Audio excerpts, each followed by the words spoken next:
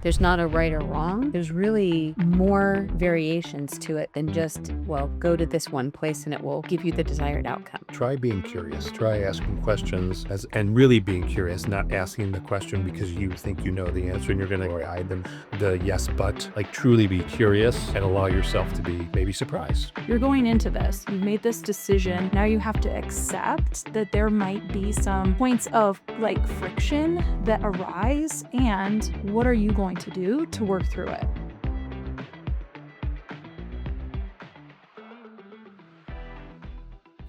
Joanna Lilly, Shannon Abraham, John Conway, thank you so much for joining me. As I mentioned, the first time we're at the table doing a round table discussion. This is exciting. I want to dive deep into therapeutic consulting, and who better to do it with than all of you. Some I've known for a long while, so I'm getting to know better. I've got a couple of questions I just want to ask. I want to see where the conversation leads us. You guys good? Yeah. Let's roll. All right. So for years, at least the way that I've perceived therapeutic consulting, it's been about finding the right fit for somebody.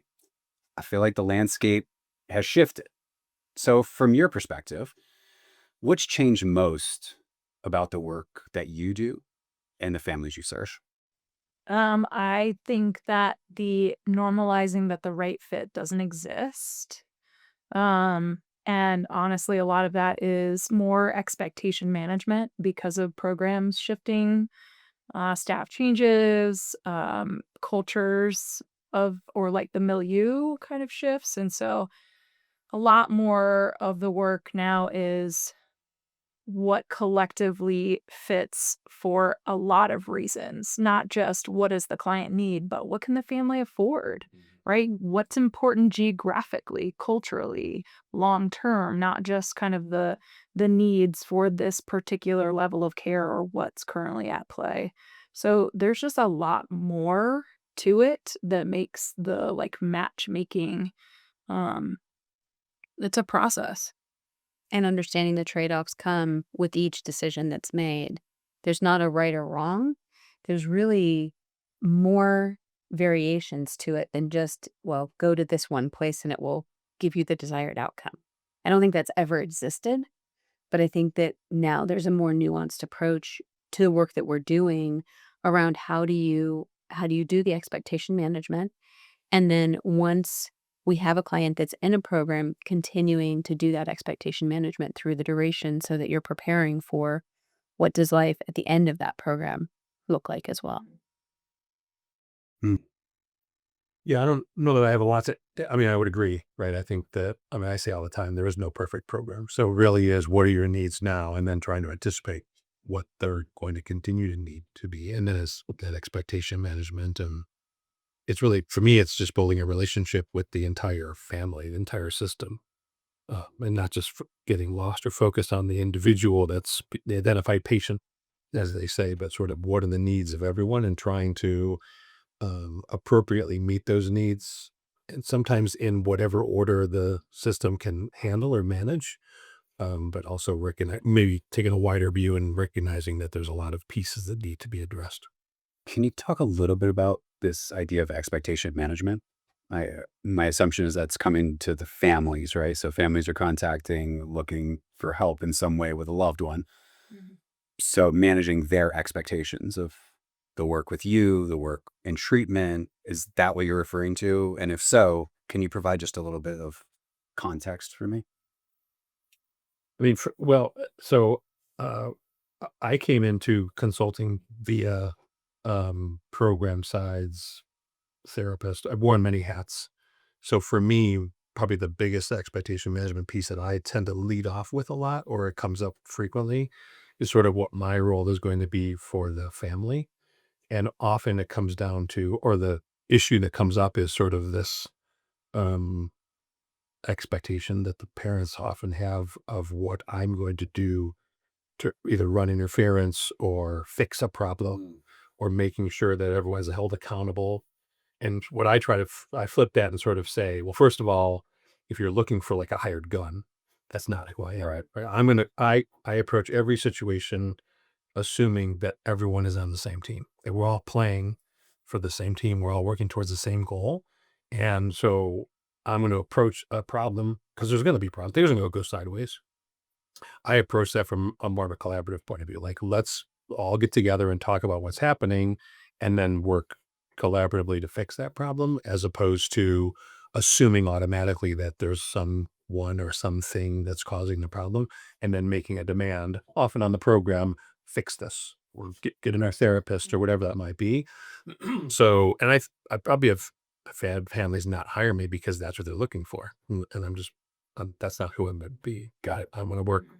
I'm relational from the very get go. And if you don't figure that out pretty quickly with me, it's just not going to work. But luckily, I think either I or the family can, kind of figure that out. So that's for me. That's the biggest piece of expectation management from my point. Makes sense. Yeah. I think the only other thing that I would kind of chime in as part of why I use that language is that expectations can be premeditated resentments. So when you have, and it could be, and it doesn't have to be the family. I know maybe the initial impression was like, it's probably the parents, right? Which certainly that is the majority of who needs more or could benefit from more education of like, here are some things that we could anticipate. I'd rather educate somebody to anticipate, hey, your therapist might take a vacation because they're human. Hmm. When that happens, there might be a crisis that all of a sudden just arises. Just know that the team's going to fold in around your child and they're not left, abandoned. Or for the young adult, hey, you might not like your roommate if you happen to be sharing a room. So again, just like a lot of the expectation management for me is just planting the seed of like, you're going into this, you've made this decision. Now you have to accept that there might be some points of like friction that arise, and what are you going to do to work through it? How are you going to advocate for yourself? How are you going to communicate with staff? How are you going to basically change some of the patterns that might have been causing issues outside of the program and allow them to be changed or redirected or rewired while they are in the program? Mm. I think the only piece I would add to that is we're all coming to these experiences with previous experiences. And so the more that we can have those conversations about what's worked, what hasn't worked, what is it that you're looking for at this point in this journey, the more that I can do my job of educating about what I see being the pros, the cons of different programs, being where are those friction points, being where are those ways that we can collaborate. And sometimes that's to say to a family, your loved one is going to go to X, Y, and Z. And what are you going to do to take care of yourself in that process? Sometimes that's really holding the family's feet to the fire to do that work because that allows the person that's in a program to do their work as well.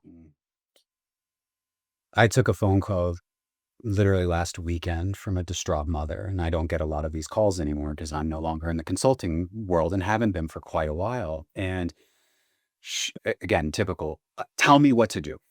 All right. And it was maybe the first time in my career that I actually just said up front, there is no answer. And again, maybe it's like I'm off my game a little bit, but it actually felt so aligned Yeah. to say that to someone and to say, however, there are resources, there are tools, there are pathways, there are connections, there are people that can help. There's this plethora of stuff. But let me just tell you right now that there's no way I'm going to get off this phone call with you and say, here's what you need to do. Another really important, and it's just like, I'm going to shift slightly because it felt really interesting to say this to a mother. And it's a little bit about what Ian was saying today. I told her that she knows her son better than anyone besides her son. And she said, I don't know how to talk to him. I can't. I need help. I need you. I need someone else. I need this. And you could feel her like breathe when I said, like, just because there was a DWI last night, just because you're concerned, just because he's at home all day smoking cannabis and playing video games and not working and whatever, you still know your son better than anyone. Separate that out and go back to the intuition of what it's like to just be his mother.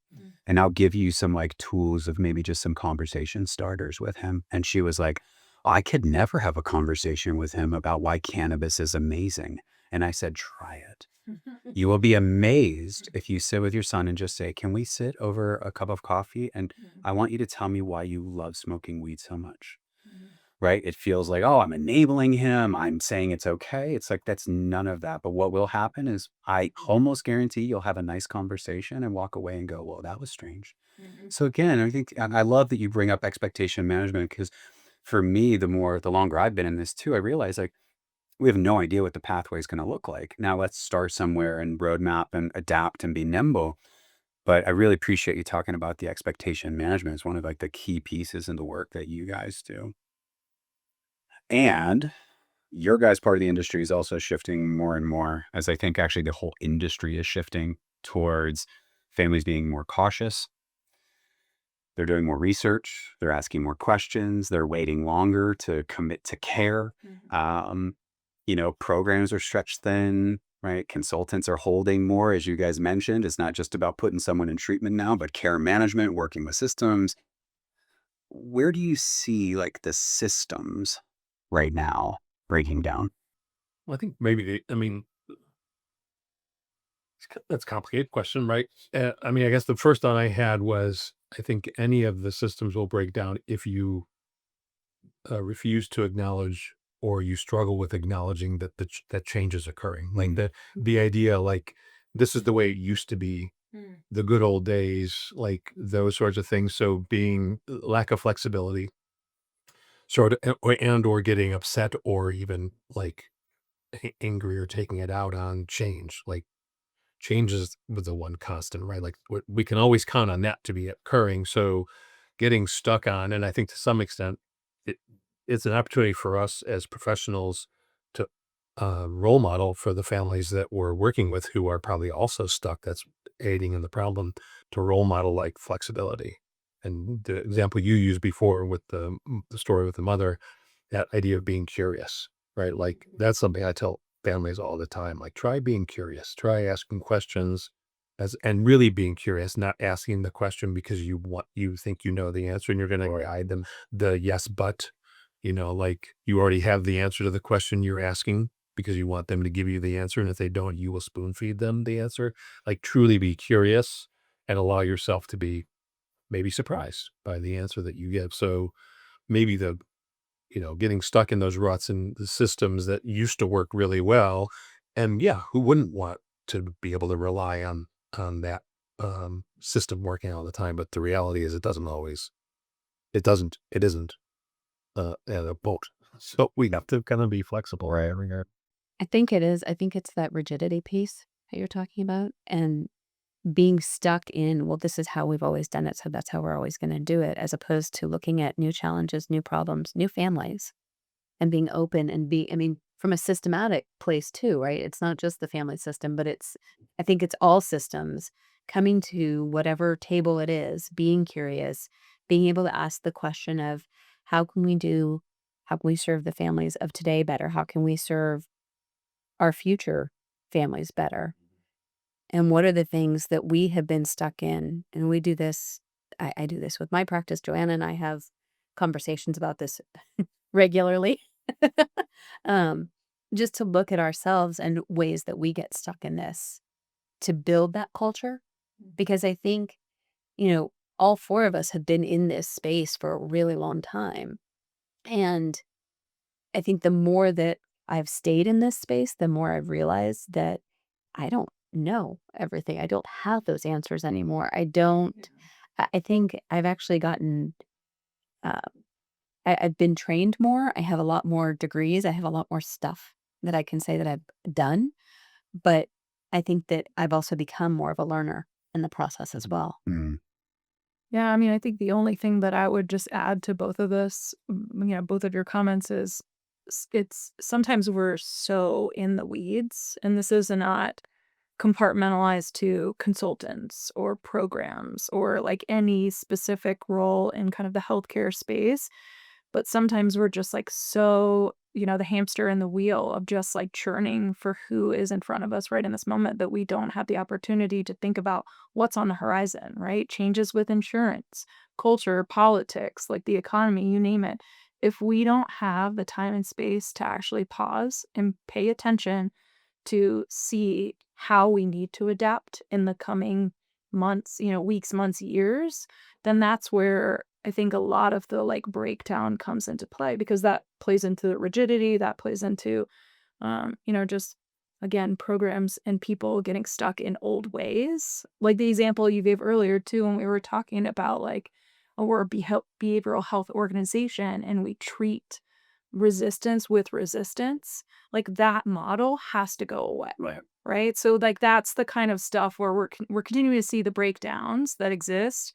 But I think I mean, the three of us sitting here are probably we are a good crew for you to like have seated together because I do think we are a little bit more forward thinking rather than just who's showing up right now. We're doing data, we're having conversations, we're trying to pivot to show up for the families as they continue to evolve themselves.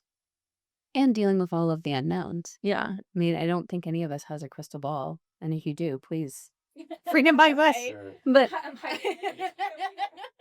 but I think that there Roman has it.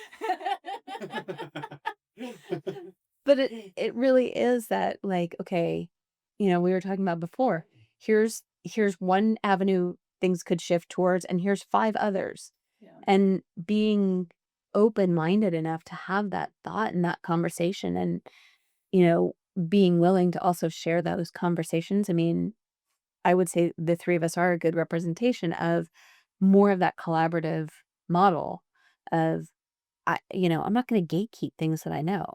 There's no purpose in that. It doesn't serve my families better if I keep everything to myself. It serves our community and treatment programs and all of the families that we're collectively serving better if we're having collaborative conversations. Mike, I would say out of anything, my career has been represented by the idea of abundance. And again, it's not hard to just also look at data if that's more important in terms of how many people are struggling, how many people access care, right? Like there literally is no need for scarcity, yet it is something so like present in our industry, really across the board. So let's talk about shared outcomes. And I'm just curious when you guys think about shared outcomes, right? We talk about like, oh, there's Ava Health, there's consultants, there's this, there's community, there's universities, right? Like really for someone to kind of move through a continuum and to identify health and wellness and long-term sustained health and wellness, whatever that looks like for the individual, which I'm not the arbiter of that. And I don't imagine actually you guys are either. The only way that I think we can do this is together, right? So what if we all work together more effectively? And I'm saying that from an industry perspective, because I know like the 4 of us at this table will work easily together and believe in these ideas of shared outcomes. But like, what if as an industry we came together? Like, what do you think would happen if true collaboration, true open-mindedness, true value alignment really occurred? Sharing information, transparency, accountability, right? Like, what would happen? I'm kind of laughing because that's the entire vision when I was one of the 3 people that started the Therapeutic Consulting Association, and the very first value is collaboration. And it's there for a reason because I believe with every part of my being that when we have these relationships, we all do better. I mean, we're all learning, we're all growing, we're all able to still, do the part that we do, but we can do it better when we're doing it together. So I don't know. I mean, I feel like you're speaking my language. Um, but I think for me, that's who I am and how I am, just my nature. And so it's almost like, well, how do you do it a different way? I don't know the answer to that part. I know how I do it with collaboration and with transparency. And I mean, I think back to when you were getting started as a consultant. And it was like, you want to look at my contract? Cool. You want to look at my releases? Great. You want to look at my website? Fine. Right. Whatever you need to help support what you're doing, because it's not going to take away from me, but it can help you. Right. Mm. Yeah, I mean, I think big picture, kind of to your point, Chris, it's like if we all, like all levels of care, all providers, all like people in the space, if we all collaborated, I imagine we would help a lot more people. And make more money, right? Like it's win-win. Yeah. And like help more communities, Yeah. make more money, more impact, their outcomes. Appreciate that you say that. Sorry Yeah, to cut you off there. I mean, that's it. Full stop. Like, period. Right? Like, if it was the rising tide raises all ships, like, we would all be in a happier, healthier, more functioning, society. Yeah, and probably increase accessibility, right? Probably allow for our reach to be wider, right? Because of that, again, that abundance model, sort of idea that, there's not a limited amount of programs for a limited small percentage of families that can afford those programs, and just sort of being creative in how we do things, and trying to I mean, there's been a lot of movement over the last years in a good way towards working collaboratively with insurance companies and trying to, I mean, wasn't all that long ago where if a family said they wanted to use insurance, I think probably a lot of consultants were saying, well, good luck with that. And probably don't want to, we probably shouldn't work together. Like, you would be better off spending your money elsewhere than having me help you find programs that are largely, given what you're looking for, going to be private pay. Well, now a lot of those same programs are now utilizing or working with third party billers or those sorts of things to do that. So that's a good example, I think, and it's also a good example, maybe going back to your previous question, of moving beyond what used to be. Like, I think there probably still is largely a belief that insurance-driven models tend not to be as effective, or the quality of service that isn't as high as private pay. But that doesn't mean that we can't figure out a way to marry the two and harness what we're all paying for Yeah. in terms of insurance. Right? Who wouldn't want to use that? We just want to make sure that that doesn't limit choices or limit the quality of care for a family who's struggling with their young one, or with a load failure or so. This is gonna be a banger of a question, but I have to know: has anybody opened the books and said, we charge $60,000 a month for this treatment, and one over here that charges $6,000 a month, and is willing to put their data up next to each other and say it's actually worth spending 60 grand, in not a subjective way, but an objective way, saying your loved one will receive higher quality care by spending $60,000 a month versus 6,000. Can you guys just share a little bit of your insights into, like, actual, and again, anecdotal, that's fine as well, but like, this is something I've been playing around with a lot in conversation with people. Is I'm not sure there's anyone right now that can actually come and say, like, here's my outcomes at this on long-term social determinants of health, long-term health and wellness at high-end private pay versus, let's call it, community-based care. And here's why you would choose this versus this. So that's why I said, I'm curious where this is going to take us. I have a lot of directions. Like, like that question is taking me like in a whole spider web. I mean, the short answer is no, because even when we ask pretty probing questions as far as, okay, so here's your cost, I'm getting the runaround if I'm asking questions of, well, how much are you paying your people? I'm getting the runaround if I'm asking questions about, we do look at things, and I can say this because I know this guys really well, but we're looking at who is your owner, who is the bank or the VC or the whatever, it's above them, right? What are you telling us about those pieces? Because that's going to tell me something about your margins. I will say, and I've been doing this over 20 years, I've had one program be completely transparent. One. And like, and share numbers. Share how many programs you've actually visited in 20 years.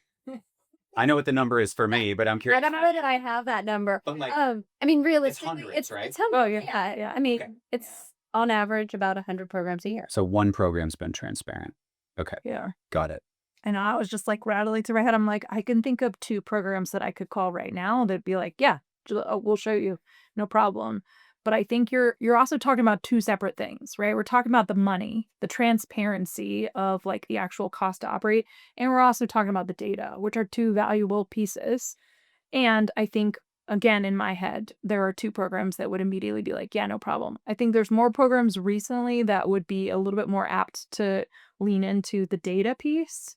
I think that there's Again, it depends on who owns the program and just like whether or not they value collaboration, transparency, honesty as, kind of like the four of us sitting here. If they have a similar philosophy personally and professionally, I think that they would probably, after a short conversation, be like, yeah, we'll show you we'll show you what it costs to operate our business. I don't ask that. Sometimes I am more interested though in just knowing who does own the business because that tells me often kind of where the direction is coming from. I do ask the question whether or not they are doing data. If I'm touring programs with Shayna, we usually tag team and asking these questions because then the follow up is like, well, can we see that data? Right. And then that's where we get hung up. Yeah. So I will say that there are a lot of programs that will say, yeah, we totally do data. And whether or not they can actually share it is a completely separate conversation. Sure. I also think one of the last parts of your question was, that long-term data. And as far as I know, most programs are looking at no more than 1 year post-discharge. And of those that are looking at 1 year post-discharge, the numbers dwindle, right? Once you don't have the person in care, you're not going to have that rich pool to just say, here, fill out this survey. So that's where things tend to fall apart for me is like, yes, we can ask the question. We can even, get some information. People are doing great when they're in our care. Well, I would hope so. Oh, I know. It's like a favorite. Yeah. It's like like their PHQ-9s and get like Yeah. all this went down while they were at our 40-acre retreat on the top of the mountain. Well, of course it did. Yeah. Of course it did. What happened when they got down into like the community again? What happened with their anxiety, depression, things like that? So I agree. I love the, the completion rates and these, you guys, completion rates is like, to me, a completely meaningless piece of information. Like it means nothing about your program that someone actually just endured through it. So I appreciate that. Yeah. And I also know it's hard, right? Once life has moved on, who wants to fill out a survey and think about where I was in, this past life? Yeah. Yeah. Well, that goes back to that collaboration question, because if we are now, if they're successfully graduating and moving on to whatever is next, and there's some sort of collaboration, and there is research that the thread that moves between the programs, right? So that you can continue to use some of the same questionnaires and add to that data, but at some point they're out of the system, so to speak, and then it's about tracking them down and being willing to take the time to answer those questions, and that's where that fall off. And realistically, programs don't necessarily want to be responsible for the outcome a year after they've left their program because there's too many unknown variables, right? That could impact where they're at now versus where they were at the day they left, a month, 3 months, 6 months, and that makes sense. Just treatment fade and fall off and all of that. But that's where that question of collaboration, like how are we making sure that the success that we've helped create gets passed off and the momentum continues on. I'll say just quickly that if I was looking at the data side by side, I think it goes back to the very first question that you asked, which is kind of like the evolving landscape, right? When consultants started way back when, it was only private pay, only high-end treatment, right? So sometimes that dollar sign matters to families, or at least it used to. Now it's more about change. Is this program going to help facilitate the change that's necessary? So for me as a referent, and again, I'll speak for myself, but I'm sure you both would agree, if I'm looking side by side at a program that says it cost me $60,000 to operate, and here's our data, on another program where it's $6,000, here's our data, and the data looks identical, I don't know why I wouldn't choose the cheaper option financially because the quality is still there, the impact is still there, and it's unnecessary to spend this money. And you might need that Yes. money. Yes. Will most likely need that Yes. money. Right. Yeah. That's a question I'm starting to ask more and more. Not that I want to dive deep into the financials of the family, but I want to kind of know what is your budget? Because I need to know that might influence to some extent. Hopefully the data is there to support that. But even then it's one of those variables that we have to take into consideration. Like, okay, Yeah. you could spend all that here and you're probably going to have a great treatment outcome for 90 days. But what you're describing and what I'm seeing is probably a 12-month runway. So we also need to be conscientious of, and I want to be a good steward of Yeah. the finances of the family even when they're saying money's money's no object, I still don't want. I mean, that'd be foolish to just throw that away. But yeah, so I think that those variables and just recognizing what the long-term need is going to be is important too for a consultant. For sure. Yeah. I mean, it's back to expectations, right? It's like the moment we sell a family on, we have the answer. So mortgage your house, cash out the 401, Yeah. right? And then all of a sudden, even if it's basic, maybe we need psych testing at a certain point. Maybe they need housing longer than anticipated. Maybe, right? Like there are so many variables. And that's if they basically get to that place of stability, right? Nobody can show me, maybe you guys have seen different, that there's a great chance that this is going to be one and done. Right. So then again, to helping that family financially manage, right, and not get sold on, well, if it's 180,000 for 90 days and we mortgage a house and we do this and then like they're going to be fixed. So it's getting back to that expectation management, which just feels so important and just like a thread through this whole conversation is Yeah. how do we help families really understand? And again, I appreciate you going into that question because it's just been something for me about Yeah. 60,000 versus 6,000, right? And if we can show comparable, for example, outcomes, relationships, collaboration, all these things, that becomes a really interesting dialogue. And we are then shifting out of 60,000 means something Yeah. because you get, Yeah. I just call it kind of what I think it is, but kind of marketing tactics. I'm going to throw some things and they sound really nice and all this, but at the end of the day, right, is it actually producing a better outcome? I also know that this work is deeply human. And so on the consulting side, like maybe just like share a point or two about like, what do people not see on the human side of consulting?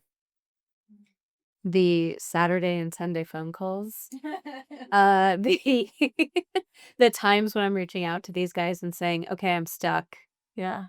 And not I really appreciate what you said about not having the answers because I don't feel like I come to anybody saying I am the all-knowing guru that has answers, but I know that families are coming to me and they need something. Right. And so I want to be able to provide something. Even if it's, Mhm. not the buffet of options that I was hoping for. And so I think that part of all of the stories, all of the clients, they matter. They really do truly matter. Yeah. I think about them all the time outside of just work hours. And I will pick up the phone and I will call these guys and I will say, okay, I'm stuck. What am I missing? Because I don't know it all and I don't want to know it all. And sometimes having somebody else's brain flowing and thinking about it is just really helpful. As I have evolved my own consulting practice, the two things that I name are one, that I do an obnoxious amount of like information gathering on the front end to like fully conceptualize who this young adult is. And I am engaging in that dialogue with them of like, I'm going to write up a summary and I want you to like review this. Did I capture you as a human? Not just like, treating you like an identified patient and I'm like totally solution focused into what it is that I'm looking for. More importantly, it's leading with who are you as a person, right? I'm not just talking about your struggles. I'm talking about your strengths. I'm talking about parts of your journey that have made you to who you are right now that then segues into, and here's what we're looking for, right? Here's the like long list where then it goes to like, okay, here's what I'm thinking about. Am I missing anything? But I say all of that, and there's a level of subjectivity that comes with the matchmaking. So going back to like the perfect fit for a program that just doesn't exist anymore because humans are so uniquely complicated. And like, I love that. And sometimes a part of the like information that I'm even giving with families or young adults on the front end is like, look, when you look at this website, you may not like it initially, but I need you to trust me, or let me rephrase. I want you to at least speak with them, and that trust is then built because then all of a sudden they had this like magical conversation with a person that they may be working with that they had no idea that that was who they needed to be with or where they were going to be for however length of time. And so there's a part to this that sometimes parents don't understand, that it doesn't feel quite so like check the boxes, these are the programs and that's it. We're also humans and we're really trying to identify what would be that that match for the young person and the family that we're working with. The art of consulting. Yes, like literally. Yeah, that's what I was really just internalizing as you were speaking. Yeah, and also the sort of the vision or sort of what we see or might see as the final, not the final product, but sort of like where the individual or the family can get to, and recognizing they're probably not there now, and what's the capacity for the individual or the family to get there, and to the responsibility involved with not the right amount of information, right? Not giving all of it. Sometimes we'll get clients, I'm sure you'll agree, where you can pretty much spell out what is most likely going to be the landscape for the next 12 months. And they're like, makes sense. I'm all in. And the client who they think that what they need is a 3-week whatever. And yet and again, it's information gathering, it's all of those things. It's not as easy as just saying, well, the majority of the clients I work with will need this, because it's not a one size fit all model. But it's as you're taking all that information, it's knowing what you know, knowing the programs that you might have a program you think is going to be a great fit, or a therapist is going to be a great fit, and they're going on sabbatical, or the program's got a 2-month wait list, or or the parents are really anti whatever modality, even though you're 100% convinced that the individual would benefit greatly by that. Right. And how much time do you spend trying to convince, sort of the bang your head against the wall analogy of like trying to convince someone of something they're just not ready to hear, as opposed to, well, we'll start here, and hopefully all the other members of the team, that collaboration will get them to where they need to be.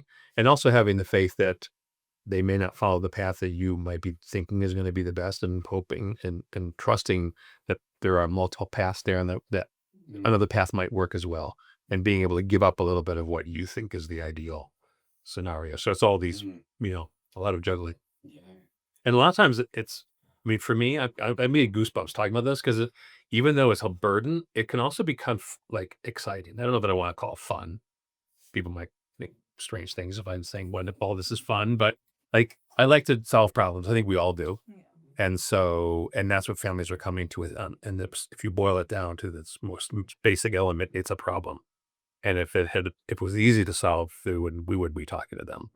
So it's that balance between like the challenge of it all and the work behind it all. One final question. If there's one thing that you could change, whether it be in consulting, treatment, what's the one thing? I think if I had a magic wand, Yes. I'll actually use that. If there was set up That's a way better Well- put in, so thank you.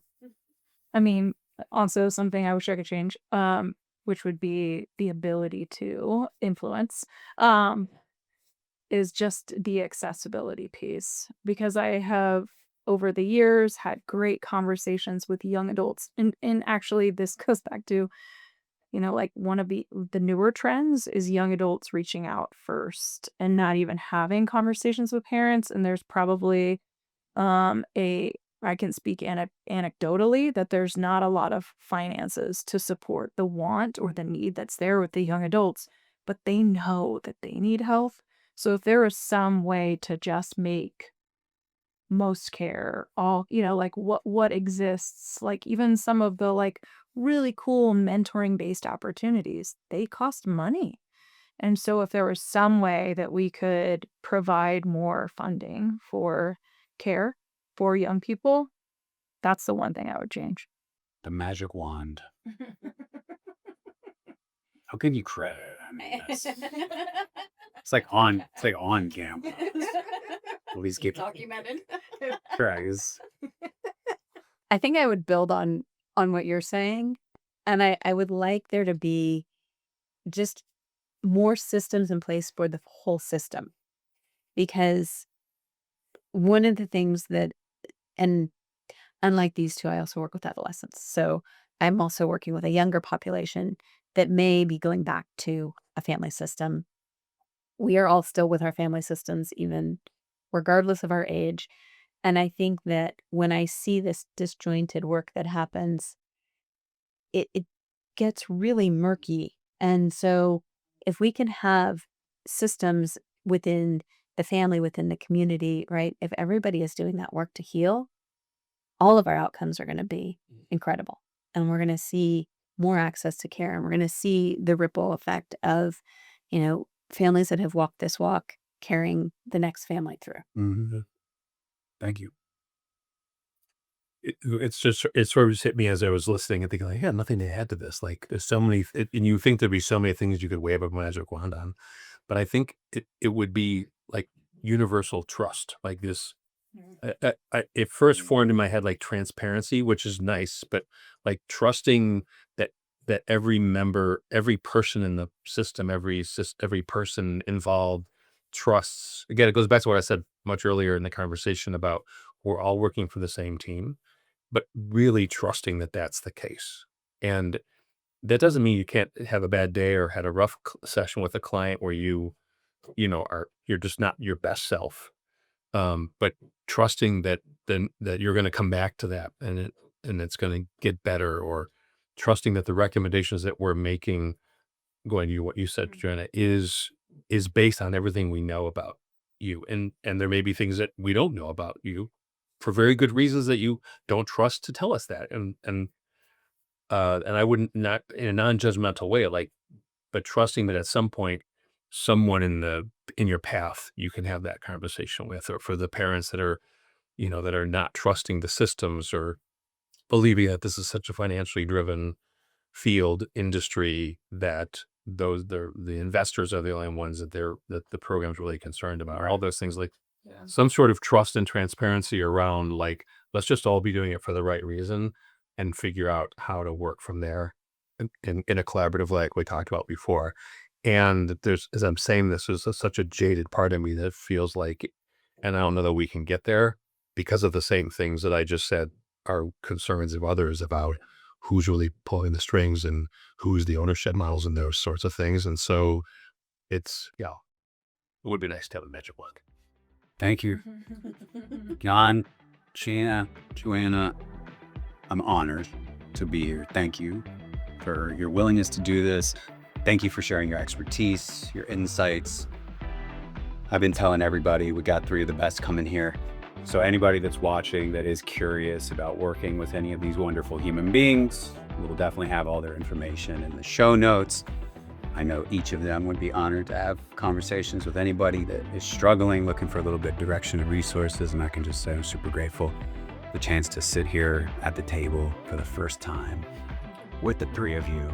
So thank you guys for being here today. A little bit of hard truth, sparks of possibility.